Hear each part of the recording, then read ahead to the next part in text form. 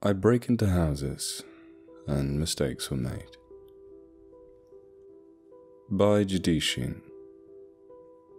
I know my place in society. I'm a lowlife. Scum.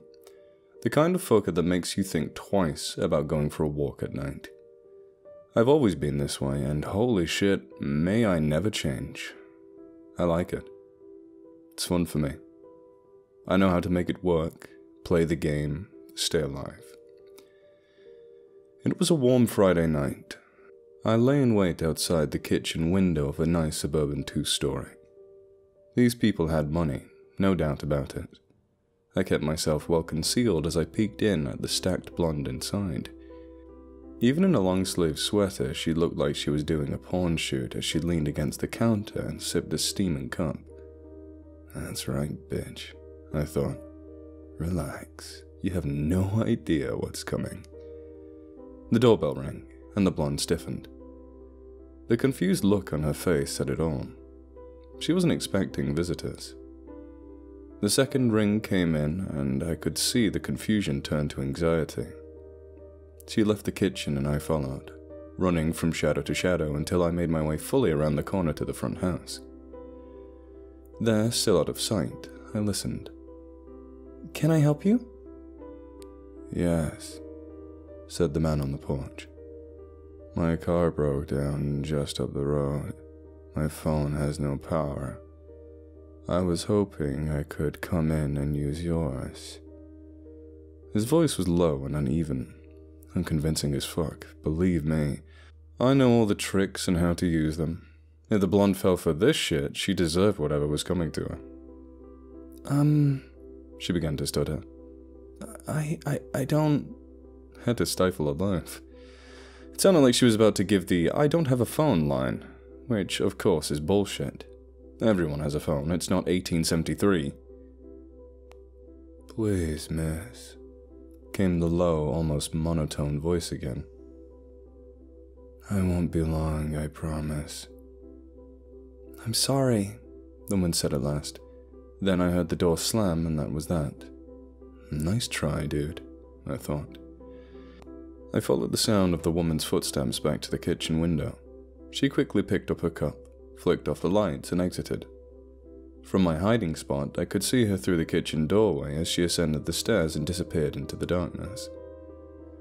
I let some time pass, which was difficult. I was ready and itching. At last, when I felt like the time was right, I set to work. The lock on that kitchen door never had a chance. These shitty locks are everywhere. And people think they're safe. It's amazing more people don't get robbed or murdered. Quiet as a mouse with bad intentions, I moved from the kitchen and into the home's foyer. Even in the dark, I could see that it was filled with a kind of classic charm. In my experience, that meant there was a lot of money to be made. I was practically salivating as I imagined the payout. My gaze landed on the staircase. I allowed my eyes to follow it upward. What was she doing now? Sleeping? Reading? Bathing? Perhaps enjoying some alone time? I licked my lips and lingered so long on that thought that I nearly forgot myself. "Oh shit," I said to myself, and I found my way to the front door. I opened it, and there he was, the boss. His pitch-black eyes stared out at me from beneath his hood. I liked working for him. He lets me keep and profit from whatever I find, but so help me, I don't think I could ever get used to those eyes. "What took you so long?" he said in a whisper, his voice still unnaturally even. "You kept me waiting." "You know I like to make sure the coast is clear." He cocked his head. "And you know I can't come in unless invited." I rolled my eyes. "You know, if you worked on your presentation, you might get invited in on your own more often."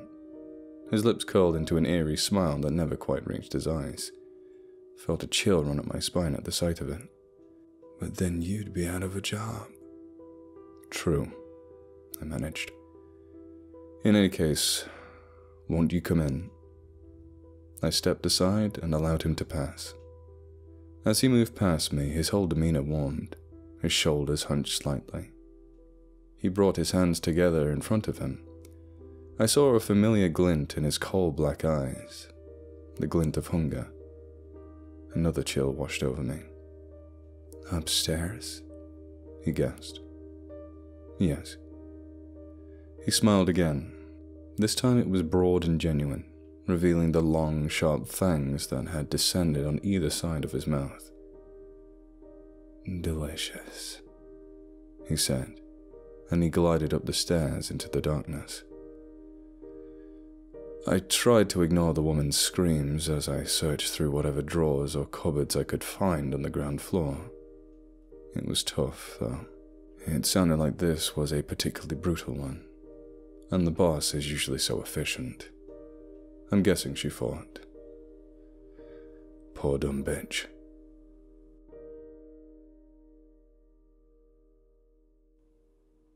"Come in, Damon." I pushed open the heavy wooden door and stepped into the dimly lit study. This room, like every room in my boss's great mansion on the hill, was like something from another time. The laptop sitting on the antique desk was laughably out of place. It was the only thing in the eerie room that was less than a century old. The light from the screen illuminated my boss's face, washing out what little color he had. His eyes were dead and glassy, but were locked on the screen with a disturbing kind of intensity that didn't quite bring them to life. I'd seen that stare before. It was the stare of a hungry animal. That was how I knew why he'd called me in. He had another job for me. My boss and I were a clever pair. He's the type who can't come in and do what he does without being invited. Unfortunately, he sucks, pun firmly intended, at first impressions. That's where I come in. I'm well seasoned in the art of breaking and entering. He'd pick where he wanted to eat. I'd slip in and let him in the front door. And then we both get what we want. I get to keep as much as I can loot, and he gets himself a blood feast. It was a match made wherever these kind of matches are made. Not heaven, that's for sure.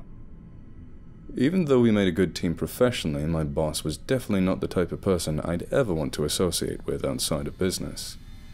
Scared me, to be honest. I'm not ashamed to admit that, because think about this. A scummy criminal who breaks into houses and runs with the worst of the worst should be pretty hard to unsettle. And I am. There's just something about this guy with this flat mood, hollow stare, and unnervingly even voice that gets under my skin. He's made his way into my nightmares more than once. But the money was good and consistent, so I figured it was a small price to pay. That brings me to that night. I stood there in my boss's study for what seemed like forever until he finally decided to look up at me. Things always ran on his time, and with however many centuries he'd been through, I could tell time meant nothing to him unless he was hungry. Those eyes pierced right through me. He spoke his slow and metered words, sending chills up my spine. "I've made a choice for the coming weekend. Saturday evening, to be exact."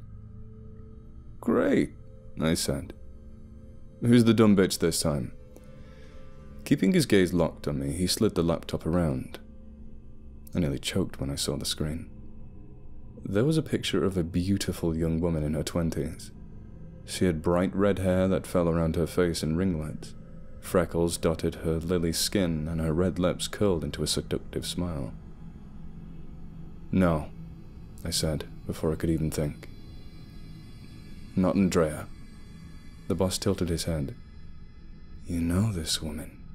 Shit, I thought to myself. How was I going to navigate this coming shitstorm? In any event, the cat was already out of the bag, so I simply spilled the truth. "Yes," I said. "We've been seeing each other for a while. She's my..." As hard as I tried, I couldn't quite bring myself to say the word. I'd never said it out loud before with regard to Andrea. "Your girlfriend," my boss offered, finishing my sentence. The word hit me in the chest and sent different kinds of chills through my body. I nodded. Well then, you should have no trouble getting in. I was dumbfounded. You can't be serious. You're not going to make me go through with it. Why not? The boss asked. The look on his face was starkly and shockingly sincere. I could see that it never once occurred to him that I would object. Because... I stammered. You love her? I nodded again, grateful to have the words taken out my mouth. The boss's lips curled slowly into a smile that never reached his eyes. It became almost painful to look at, and yet I couldn't tear my eyes away. So much the better. He snapped the laptop shut, signaling that there would be no more discussion. I will expect you at the usual time for the usual order of operations. Good evening. My panic rose as I bounded down the mansion steps. I had to do something. I genuinely cared about Andrea. It might have been the first time that I'd ever felt anything even close to love for someone. From what I could tell, she felt the same way about me. She didn't care that I was a loser.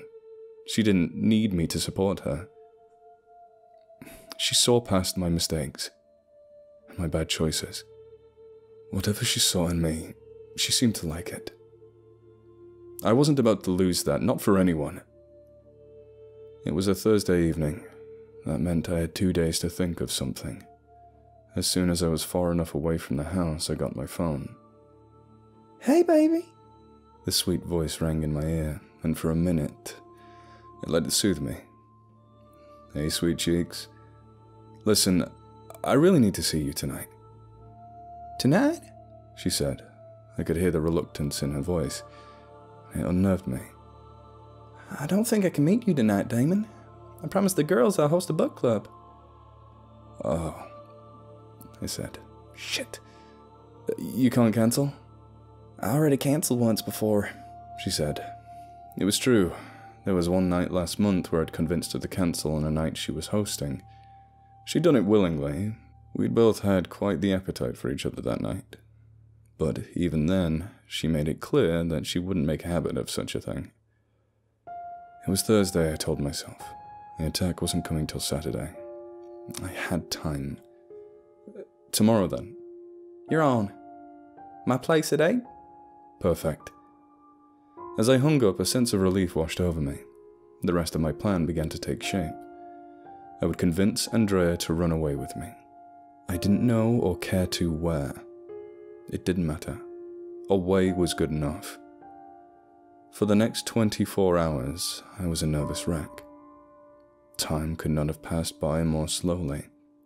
I rehearsed my pitch over and over again, tried to anticipate Andrea's arguments and come up with counterpoints of my own. At last the time it came, and I made my way to Andrea's. She opened the door. I gave her the longest, deepest kiss of our entire relationship. That was different, she said with flushed cheeks as she toyed flirtily with her flowing scarf she wore. She led me all the way in where the dinner was being laid out and waiting for us. We had barely been sitting for 30 seconds when my nervousness became unbearable. I felt the urge to make my move then and there. I think we should go away together. Away? She repeated, her fingers nervously pinched at the fabric of her scarf. Yes. Tonight.